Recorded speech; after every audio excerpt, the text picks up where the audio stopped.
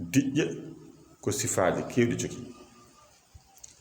Aduna o so feccaama pecce temedere hen capanɗe jeeɗiɗi ko ɗum ndiyam. Won e diƴƴe ngoni koye nder leydi, woni e diƴƴe ko nokkuuji mumen ɓuri hertanaade, ɗin mbiyetee fiiliingo, ɗin tartii duuɗe ɗe ko wayno duunde Afrique e duunde Amérique e duunde Europe e Asie ceŋondiri e duunde wiyeteeɗe Océanie. Ɗen kala hakkunde duunde e duunde kala woni heen ko ndiyam keewɗam. Ɗum ɗon wiyetee ko fiiliingo e ko ndiyam kaɗɗam. En jogii maaje kaɗɗe haa jooni, ɗum ɗon noon ɗen ngoni kadi ko nder leydi.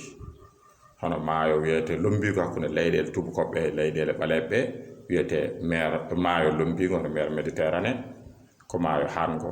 Kono en jogii lombiigo hakkunde Afrique e leyɗeele arabe ɓe wiyetee ko océan Indien. Océan no tan kadi mer Rouge ndenno ko maayo woɗeewo. Kono en jogii goɗɗi gonɗi e nder leydi ɗin ɓuri heedde ko to danngal Europe hono mer Caspienne, mer Noire, mer Morte, ɗen fof ko toon keedi.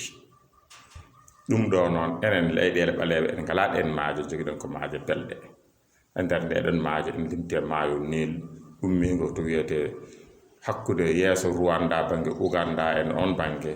Maayo ngo ko toon ngo ɓuli to wiyetee Tchadli Victoria Tchadli mawɗi ƴeŋti noon haa tacciti funnaange Afrique o fof haa yettii to wiyetee Égypte walla Misra yuppoyii e fiiliingo maanaam geej kaɗɗo biyeteeɗo mer Méditerranée walla sea Méditerranée o maanaam geej lombiiɗo o.